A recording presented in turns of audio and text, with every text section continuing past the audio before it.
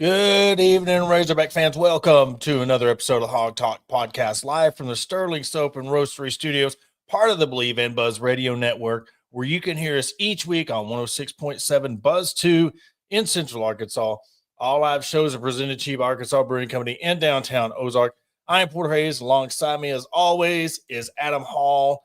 And tonight's show, we are jam-packed. We have Razorback basketball, softball starting up, G League dropout, and we'll give a special shout out to Team Arkansas for winning the Men's C Challenge Cup in Florida. And then 6:35, we will be joined by Christina Long of Whole Hog Sparks to talk about the Board of Trustees $15 million pledge per se to the athletic program. But Adam will jump right into it. Right here, to me, this was the best part of the game. The crowd was amazing, the flag, but then the game started. They just threw in the towel. Mm-hmm.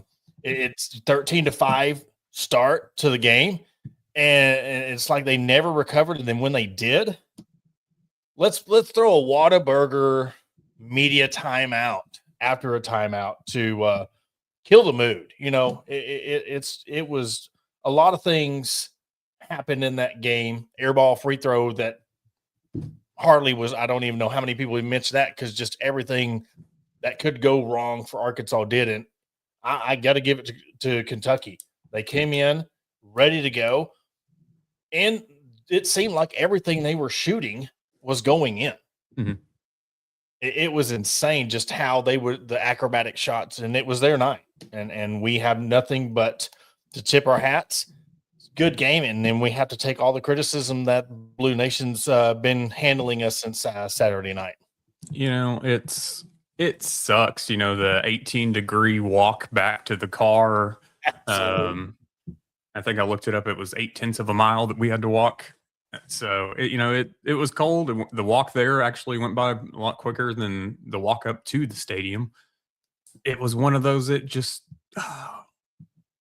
I never felt comfortable. The only time I felt comfortable in the game is when, and actually it's in this moment, and I think I have actually the clip here.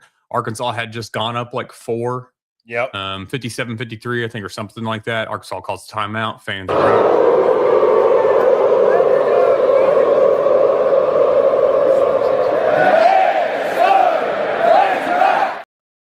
I just feel like, hey, like this is going to be, we're going to be good. Like, we're ahead now. We're going to roll.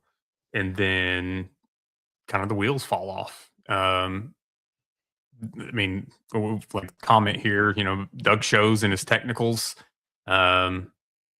It's one of those that it was a lot. It was excessive. He followed himself up yesterday, I believe, in the Tulane basketball game or some basketball game yesterday with some more double techs. So I think between him and Mark Curlis, like, they need to be kind of looked into a little bit by the SEC on some of the games, because it's not just Arkansas; it's other games in general. Well, it was both sides too. Mm-hmm. I mean, you got to think. I mean, the technical. If you want to go, the technical that their guy got for bumping or whatever, he was not the bump, because when I rewatched that one, when you seen it from a different angle, when he bumped or shoved a cuff, that was warranted. But the one at the baseline, I didn't see what the deal was with that. And then you go, I believe it was when he got that was another big turning point in the game. And with 8 minutes left in the second half, you could honestly, and I'll just be up. And I mean, if you really look at it, it was 50-50. And I could see, but when you couple all the technicals together, it's one of them, like, come on. But they were trying to get a handle of the game, but they were just calling, and they're calling tic-tac fouls. I mean, what did we say? 10 minutes left in the half, and they were double bonus? At the 8:02 or 8:03 mark, Kentucky had just gone into the double bonus, and Kentucky was at 8 or 9 fouls, so Arkansas was 1 foul away from being in double bonus 2. Because I turned to you and I said the next 8 minutes are going to take forever because of free throws. But you have a problem when you're only running an 8-man rotation, and 2 of those guys do not score. Yeah, absolutely. That's tough. And then I'm sorry, it's tough also when you have a guy. I'm trying to look up his height real quick while I'm talking about it. When you have a guy that's listed at 6'10" and Nick Pringle, and granted he played 13 minutes, and you didn't score a point and you didn't get a rebound. You're 6'10" and you didn't get a rebound. Kentucky Kentucky definitely played harder and smarter. From the jump. There was a lot of boneheaded plays on both sides, but Kentucky had less of them. Kentucky got their emotions a bit under wraps, especially towards the end of the second half, because I feel like after that, there was still a little bit of chippiness after the trio of technicals. Kentucky had a little bit of an attitude after that, but then they simmered it down. So kudos to them for that. Free throw shooting, atrocious. I mean, you brought up Pringle's air ball, which that's just embarrassing in itself. He almost didn't even hit the net. Yeah. I rewatched that today. It was crazy. You know, I went on a little rant last night on HQ Live about boxing out and rebounding, and I just don't understand, because it goes all the way down to high school, college, professional, or when I say professional, I just mean NBA, that less and less players, like, they don't box out anymore. They're watching the ball go up, or some of them are already making their way back down the court. Nobody gets body on body anymore. And I brought up last night too that, hey, you know, a league that does do that is the Euro League. And here we go. We have 1 or 2 former, I'm going to say former since they're playing college right now, former professional European players on our team, on our bench. Go teach them how to go teach these guys how to rebound, because y'all were doing it out in Europe. I just don't get it. And it kind of, if you're going to throw 2 guys out there that don't score, at least get some of those. And there's a lot of people saying Carter Knox, and it's the fact that there is something going on. I don't know. He just has not found it. I mean, played 15 minutes. He shot the ball once. Pringle, 13 minutes, didn't even shoot the ball. So you've got to find, but let's see, do Knox and Pringle realize how much the NBA money they're losing by playing this way? But my thing is, who's going to step up? I mean, Billy Richmond's going out there trying to do the best he can. I mean, that dude, 28 minutes, 14 points. Nobody else stepped in. And I was thinking about this today. Am I wrong for thinking that even though he had 22 points, I feel like Darius Acuff was not ready for the moment? No, is that a fair statement to say? The first half, definitely. Because we even both said it when we were looking at the stats, like, hey, he's only got 5 points at halftime. But he came out quickly in the second half, and that 5 went to 13 really quick. And then, but they, there were moments that, especially when Coach Cal put in DJ Wagner and put Darius at the 2, when you had DJ bringing up the ball and stuff, I felt like that kind of threw Acuff off a little bit. Yeah. With Carter Knox, I saw it in the first half with 13 seconds left, 13.4 seconds left. Carter Knox was put into the game during some free throws, and you could see the body language that he was kind of put out, that he was being put in with 13 seconds left. Yeah. But every time he came off the floor during the game, it was just kind of like there was a little bit of detest on his face and his body language. He was kind of put out by it, whatever. Last year about this time, Coach Cal and Carter Knox had to come to Jesus meeting. It was about practice and other things. And Carter Knox flipped a switch the second half of the SEC season. And I know we've been talking about it, and we hope that it's still in there somewhere. But you've got to do something, because you went to the NBA draft combine last year to see what you needed to work on and get graded out. And you came back after getting those grades. And what have you done on the court since? You've had a few flashes of brilliance. I don't want to say greatness, but that you've learned, you've stepped up, you've worked on these things, and then games like Saturday. So another thing I noticed too is, and look, I just going to be honest, these guys are making a lot of money now, and you have to, even at the top, you have to because there's talks of Acuff being the best player in the country. And even Cal saying, I want you to try to be the best player in the country. I think a biggest problem with this team I seen during the game was there was a lot of pump fakes. There was a lot of catch the ball, pump fake, or drive. When you had a shot, it's like you look at Patterson from Kansas and the guy from BYU. They are shooters first. They are scorers first. And watching them play, I'm sorry. They are in a league of their own potential-wise is what I've seen. And I don't know if it's just because Acuff's playing too many minutes, but I'm not saying he can't be the best player in the country. But as they're playing right now, they need him to step up, but Malik Thomas needs to step up as well. If you're going to go 8 for 20, you have to have somebody step up. Brazil was 5 of 10, 2 of 6 on the three-point line. It's just like, again, they weren't ready for the moment. And it's what I said a couple of weeks ago with this statement that, you have expectations of being a Sweet 16 team. You should have beat this team, but you didn't. They come in and you had people, Malachi Moreno stepped up 11 points. Colin Chandler, 13 points.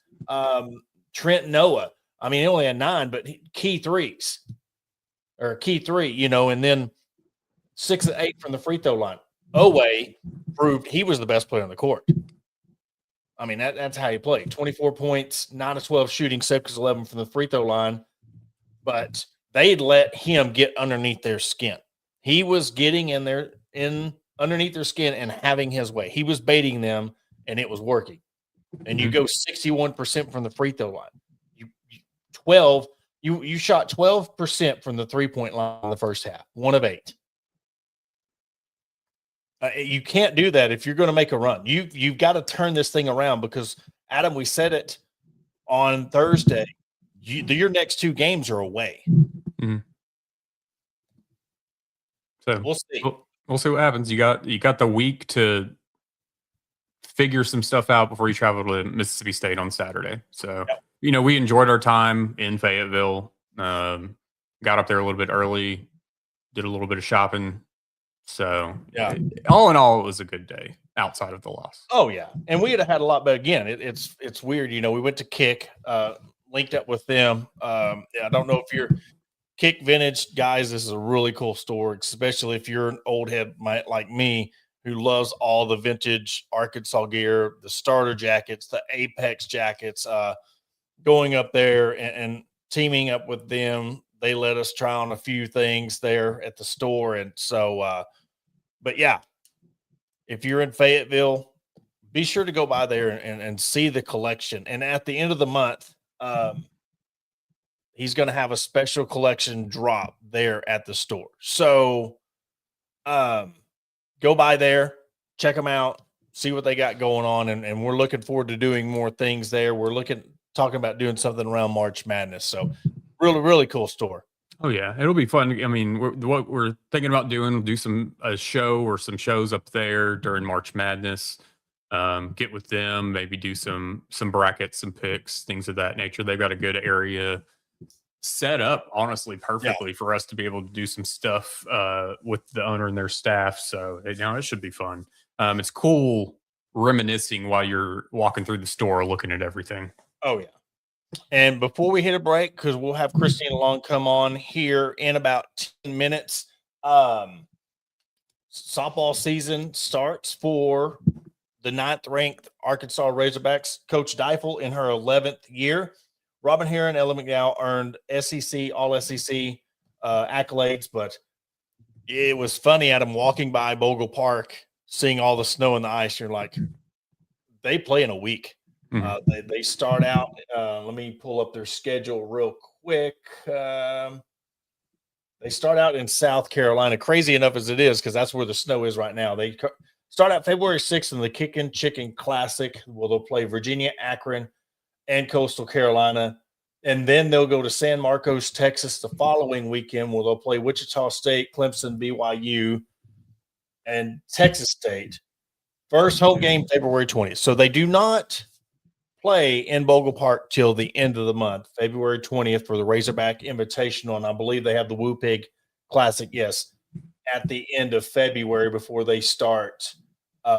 So this time you only got a couple of weekends to see them before SEC play starts. So it's here, fast approaching. Baseball season's right around the corner. Baseball, they get started off February 13th in the Shriners Children's College Showdown. Oklahoma State, TCU, and Texas Tech in that. And they will be in February 20th as well. So they'll play a 3-game set with Xavier on February 20, 21st, and 22nd. So I know it's very cold outside, but it's time. Baseball season, and we thought that might want to have a smoother transition, but Arkansas basketball again has got to get something going on. 11 days, I think, till Razorback baseball. Softball's right around the corner, so it's that time of year to get a lot more growing tracks started up. So there's going to be a lot going on. I know some think that the spring can be a little bit boring or whatever, but no, there's a lot going on. If it's out there, you just got to go look. But hopefully for baseball and softball, they have the hand warmers going, whether it's in their mitts or whatever else, and they get those fields cleared off. Well, what we're going to do, we are going to take a quick commercial break. After the break, we'll resume segment 2 until Christina Long from Whole Hog Sports jumps on with us to talk about the Board of Trustees' $15 million pledge to the athletic program, where it's going to come from, the thoughts and the vibes around the university for that. And we'll be right back after a break. Searching for premium brewery products that will take your daily routine to the next level? Look no further than Sterling Soap Company. Our handmade soaps, aftershaves, and balms are made with only the finest ingredients that give you the ultimate grooming experience. With a variety of scents to choose from, there's something for everyone. Plus, our products are crafted in small batches to ensure the highest level of quality. So why wait? Visit www.sterlingsoap.com or visit our retail store at 16 West Walnut Street in Paris, Arkansas. Shop our collection and discover the difference for yourself. Upgrade your grooming routine with Sterling Soap Company. Are you looking for a place to grab a cold drink and some delicious food? Look no further than Arkansas Brewing Company. Located at 201 South 1st Street in beautiful downtown Ozark, our establishment offers a wide selection of craft beers and tasty eats. But what sets us apart is our welcoming atmosphere and friendly staff. At Arkansas Brewing Company, you'll always feel like part of the family. So visit Destiny and Christopher Brockett and staff today and see for yourself what makes us the go-to spot for locals and visitors alike. Arkansas Brewing Company, come for the drinks and stay for the friends.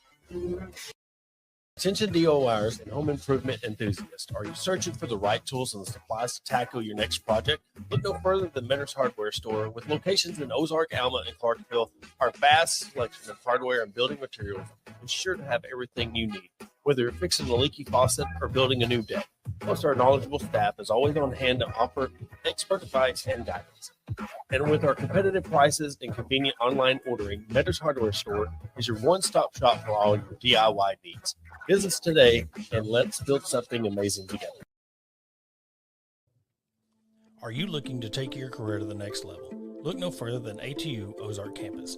As a 2-year satellite campus of Arkansas Tech University, we're dedicated to a quality workforce education, industry partnerships for in-demand jobs, and tailored paths for success. Our programs are led by industry professionals. Whether it's a certificate or you're aiming for a graduate degree, ATU Ozark has you covered.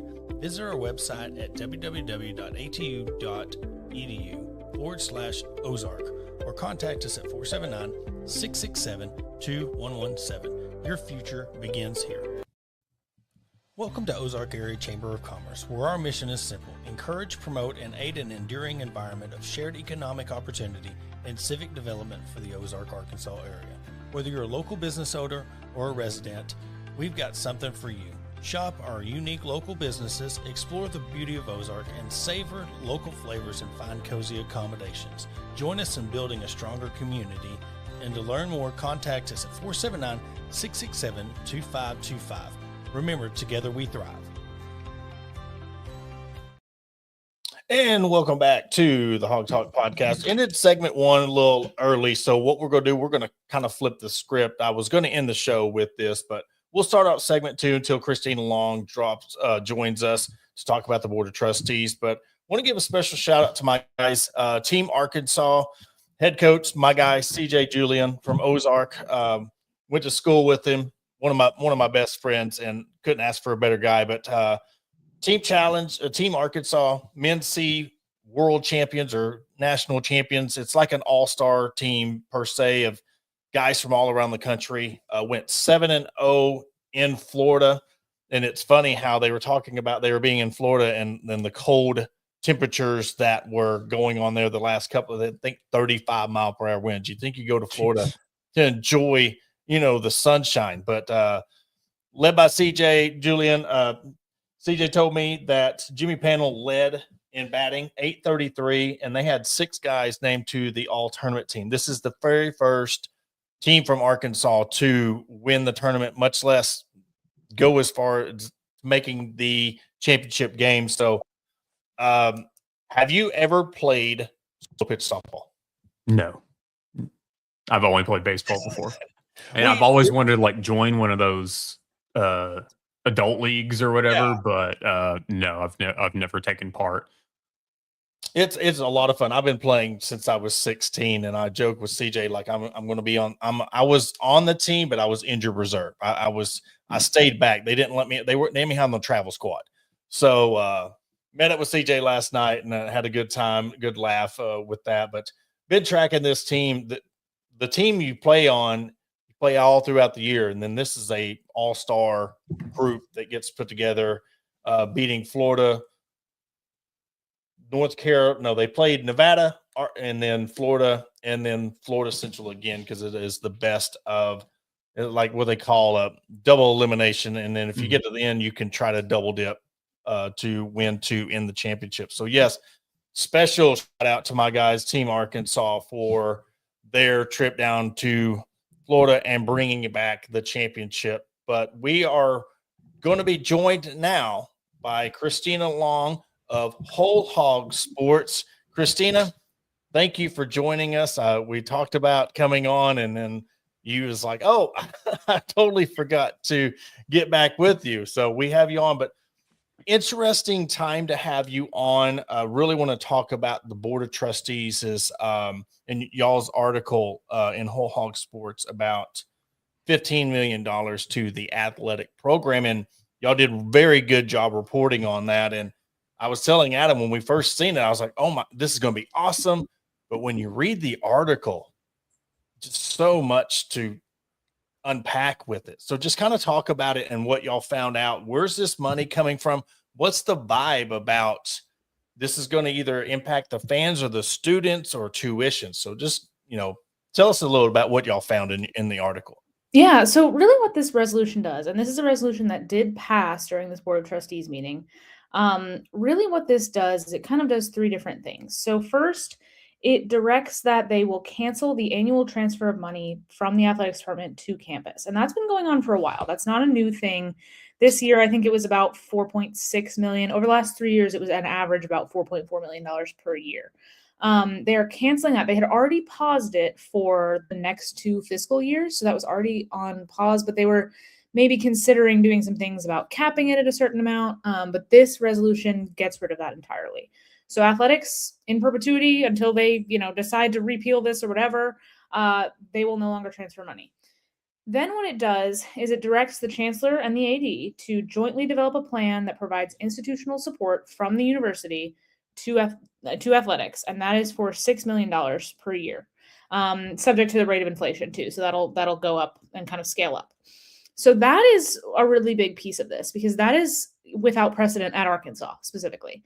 And that was something that came up in the discussion of this, was that Arkansas has long prided itself on being an athletic department that is self-sustaining, meaning they don't get money directly from the state government and they don't get money directly from the school.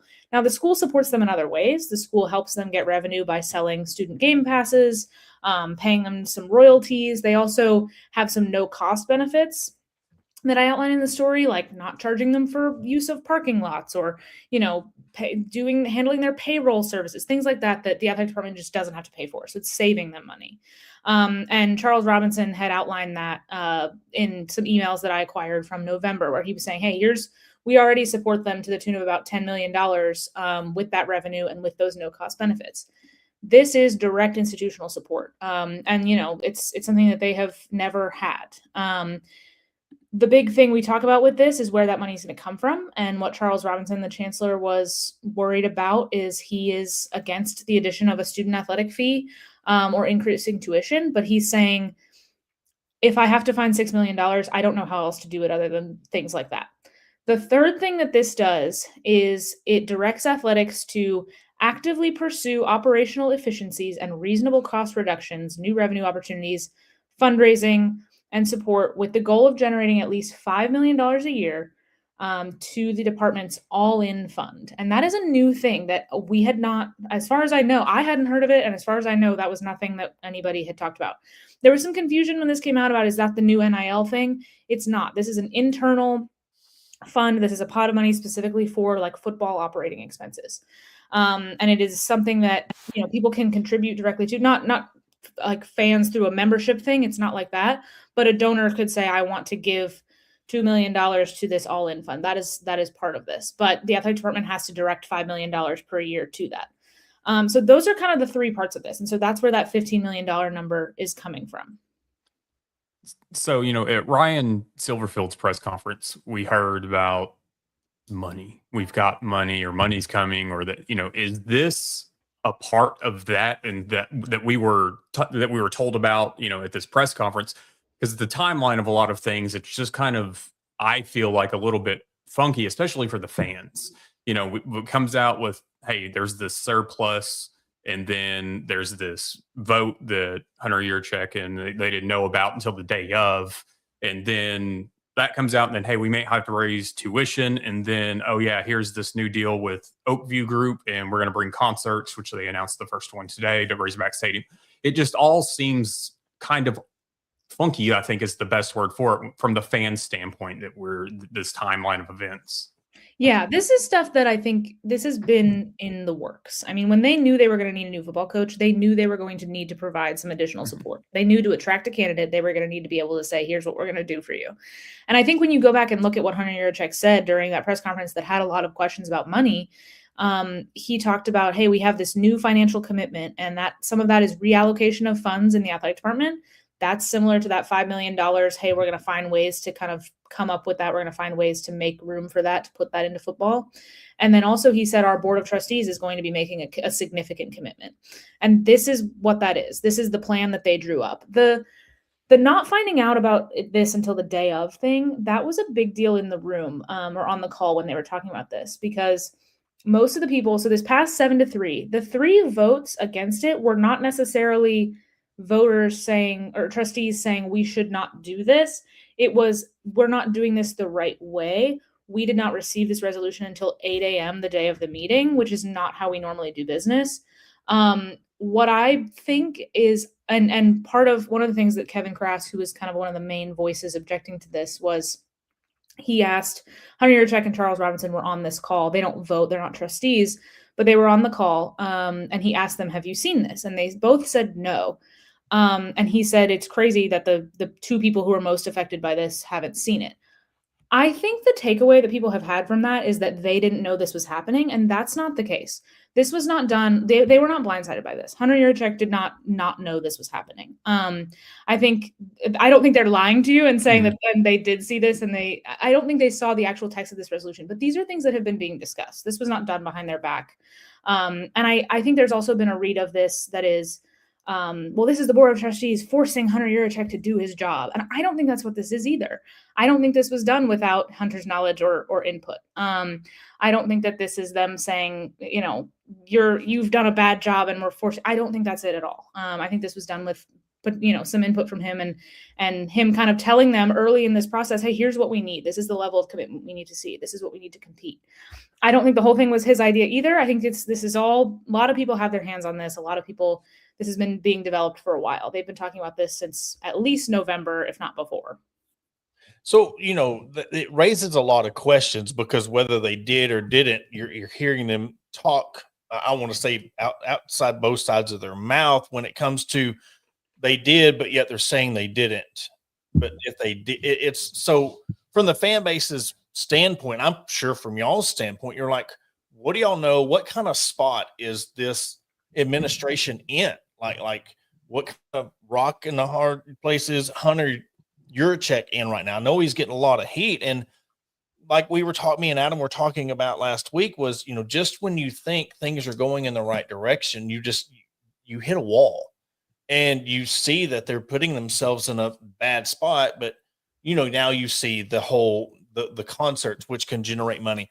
My biggest thing is, why do you think with the raffle, and they're really dropping the ball on that?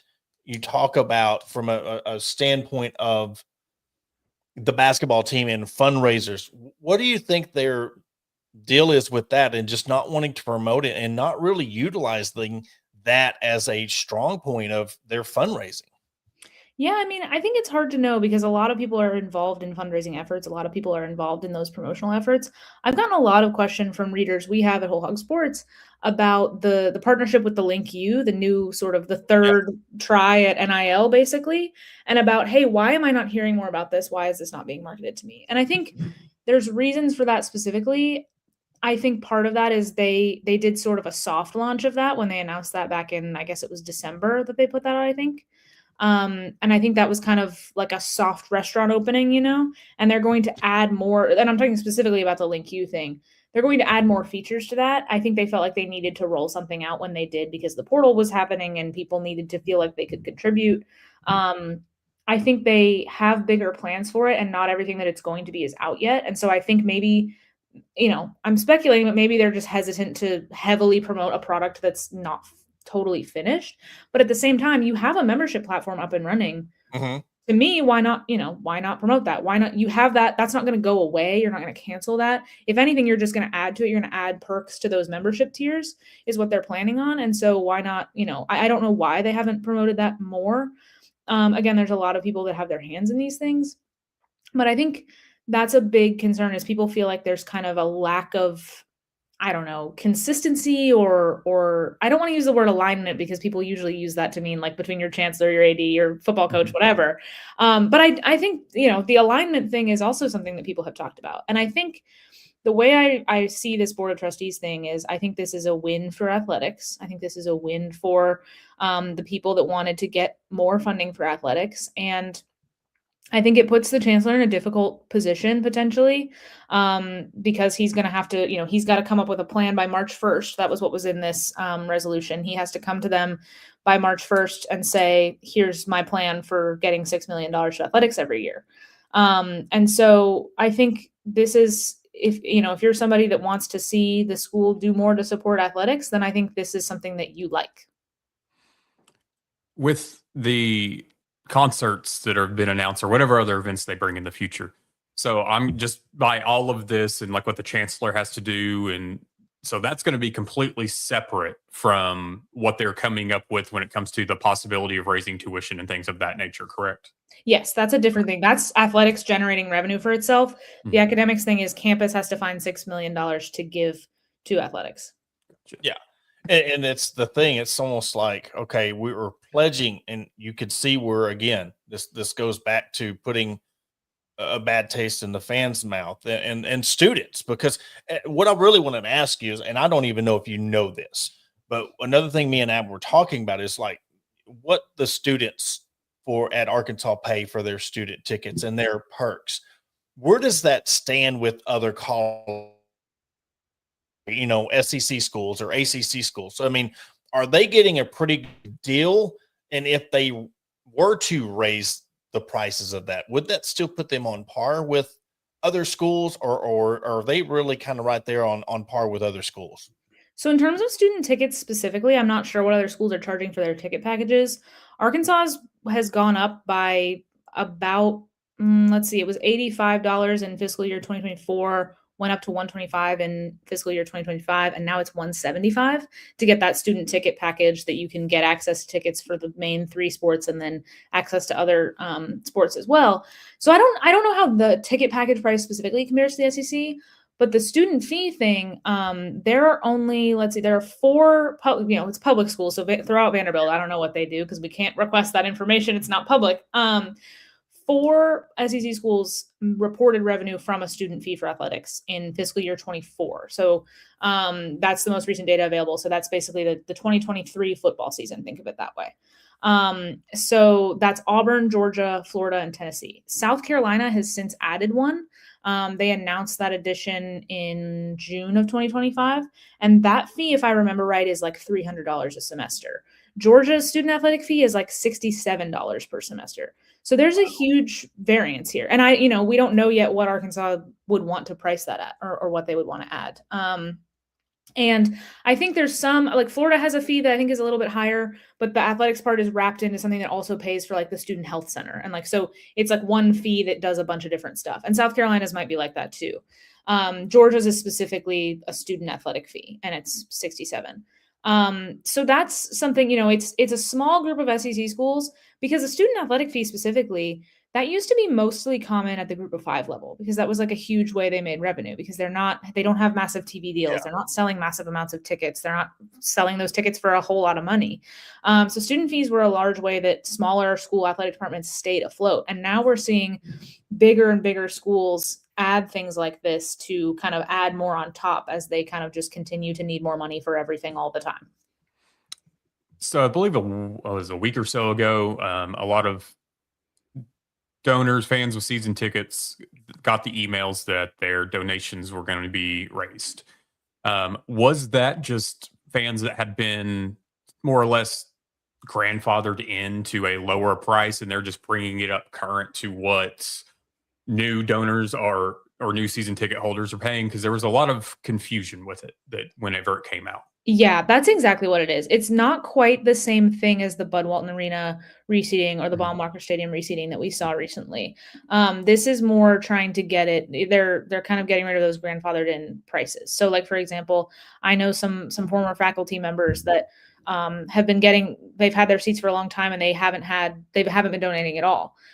Because it wasn't required when they got those tickets. And now they've been asked to donate at the $2,000 level to keep those seats. So it's more about, and so I've seen some, there's 2 sides of this, and I think people have mixed feelings because it's, on the one hand, people like that who have been season ticket holders for a really long time are now being asked to pay a whole lot and they might not be able to do it or be unwilling to do it. On the other hand, there's people in your same section or on your same row who are donating nothing while you're donating $2,000. Yeah. And why do we have the same seats? So I think it's kind of about that, like, I think that was the language they used when they announced it was something about, making it equitable or something like that. And so it's more about that. It's not a full on restructure like we saw with Bud Walton recently.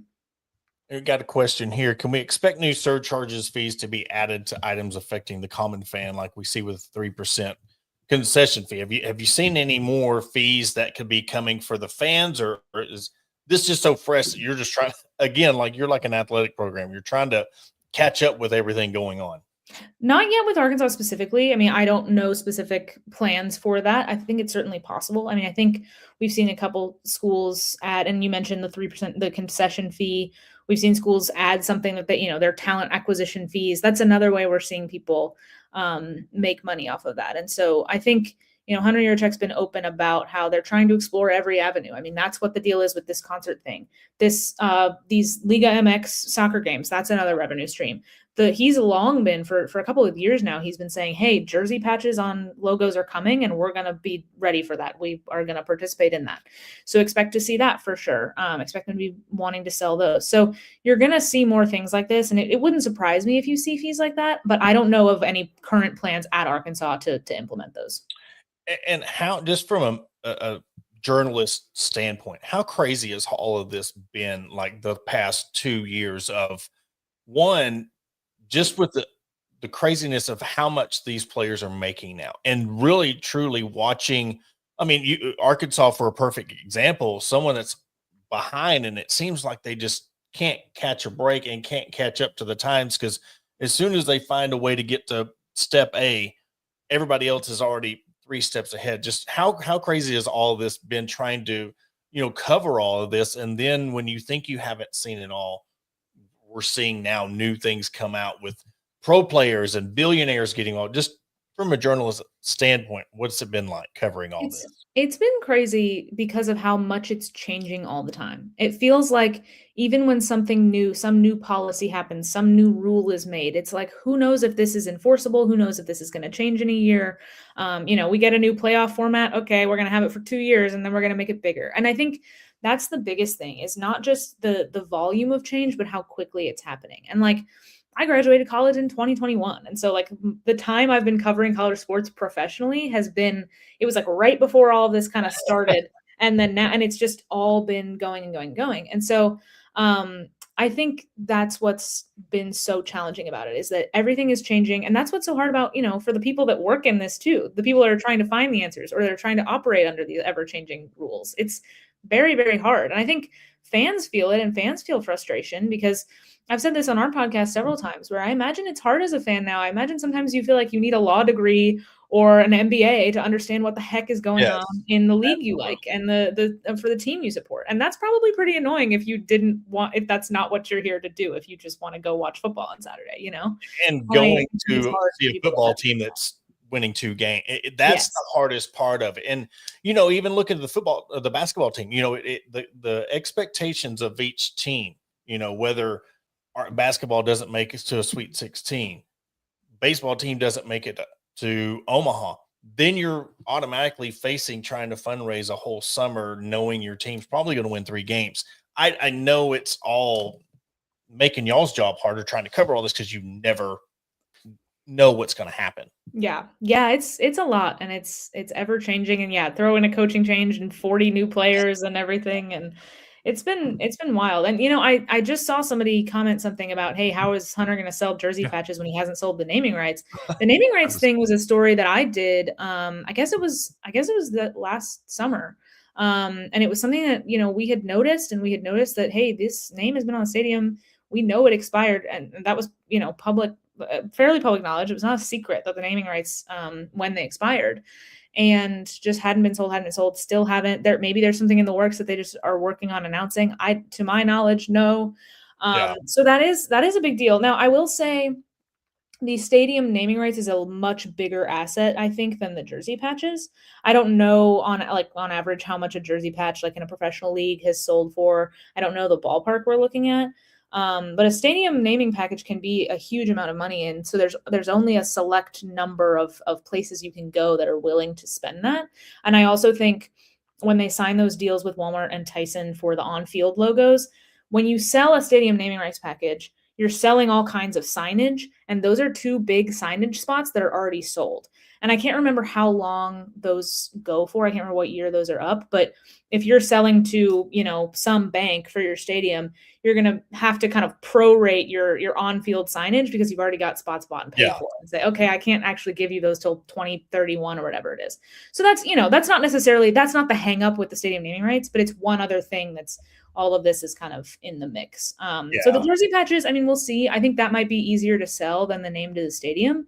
But I think, Learfield will be behind most of that. They handle all those kinds of signage things. Learfield, finally, Arkansas got that deal done with them to sell the stadium name too. So, but that was a while ago, and haven't heard any movement. Again, they could have something done and they just haven't announced it. But as far as we know, nothing yet. Yeah. And we'll get you out of this one, because we heard a couple years ago that it was done. We know there was people out there saying that it had been done. And then you hear the rumors of potentially people teaming up, or they getting, knocked out for somebody else. And so just your thoughts, we'll end it on this. Why do you think it's so hard to get a name on a stadium where it's your only school? And you have so many, and I know everybody wants to pick on Walmart and Tyson and JB Hunt, but there's other people all around the state who would be able to afford that. Why do you think it's so hard to put your name on the stadium, or to fundraise? Hey, you can have your name on the stadium in the state of Arkansas. Yeah. I honestly don't know, because I think one of the things that I was thinking about when I was reporting that story and thinking, why is this so hard? If you're a sponsor, what makes you not want to buy the name to Razorback Stadium? And at first I was like, okay, maybe you don't want to buy in a small market. But honestly, this is an SEC school. A huge part of the reason to buy a stadium name is the TV exposure and the number of times they're saying, hey, we're here inside such and such stadium. And I think anytime you have an SEC school, that's pretty big time. Now, I think, compared to Georgia, compared to Alabama, okay, yeah, maybe your stadium name isn't worth as much as, a corporate name on one of those, but it's worth a lot more than I think a lot of schools in the country. And so it's not as if, being Arkansas is really, and I asked several industry people that I talked to about that. Is Arkansas being hurt by the fact that, by the market that they're in? And they were like, honestly, no, they didn't think that was a concern at all. I think, yeah, people always want to shout out the main three companies, but those are not their only options for selling them. They could go to a national company. They could go to, a lot of stadiums that do this are banks and financial institutions. There are people they could go to in that department. And so to me, I don't know why it's been so difficult. They contracted with a third party. It ended up being Learfield, who they already partner with on a lot of things, to sell that. And I think that was one of the first hurdles. They wanted to sell it themselves, and then they couldn't do it basically, or it didn't work out. And so then they went that third party route, and then it took a while to get that third party deal done. And now the third party's got to go and do their job.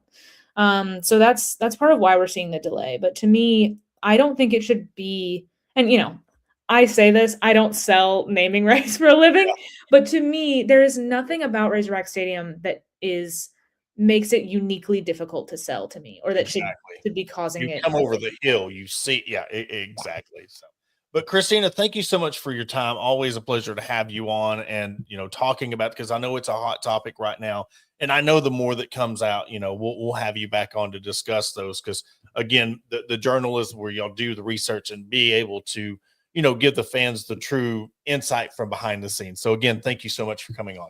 Yeah, thank you guys so much for having me. I really appreciate it. Yes, ma'am. You have a good evening. You too. That was Christina Long of Whole Hog Sports coming on to talk about that. Yeah, Adam, it's funny, you get a journalist aspect on that point of view from it, and to hear someone who researches, deep dives, for them to be just as kind of in the dark as everybody else. I mean, you want to church it up, you want to make it sound good, but this right here it raises more questions than it does answers.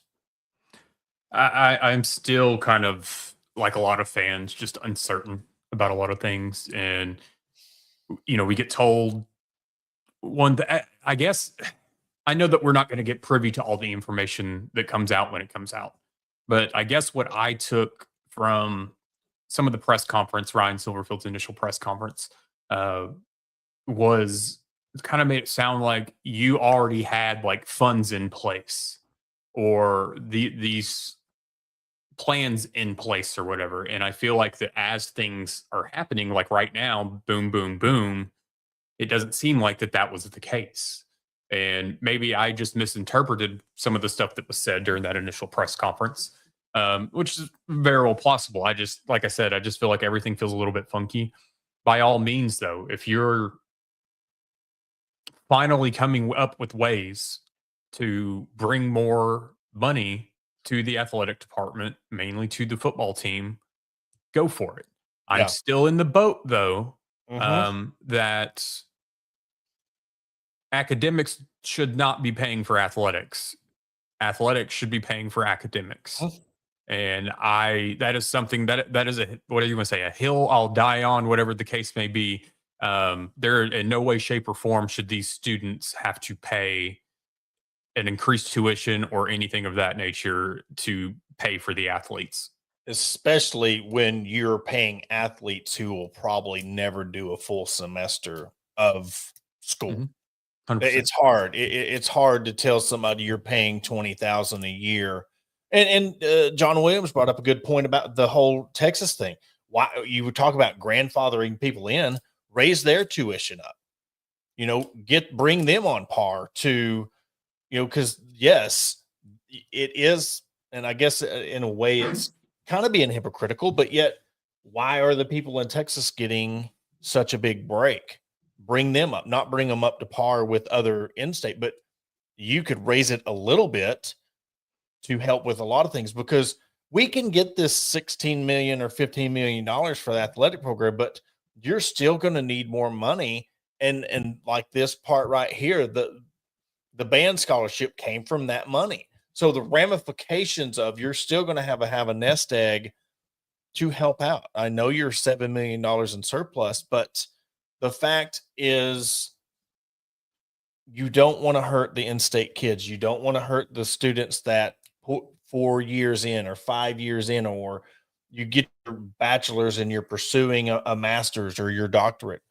It's hard to stomach knowing that you're paying for people who will probably, again, never do a full semester. So you've got to get the money from the people that benefits from the fans who are watching it, the programs, or get these people, pump the crap out of the raffle, find other ways. And hopefully, but like you said, pumping the brakes on getting ahead of yourself on the concerts, making sure you do it year round, because I know they had that golf thing where they had in one concert, whatnot, but then it stops. You got to make sure you're doing this year round. And if you're not doing it in Razorback Stadium, you have a baseball stadium, you have an indoor Bud Walton Arena, you have other ways to sit there and make money. But don't let it be one of the things where, okay, we're going to have this concert, we're going to have this soccer match.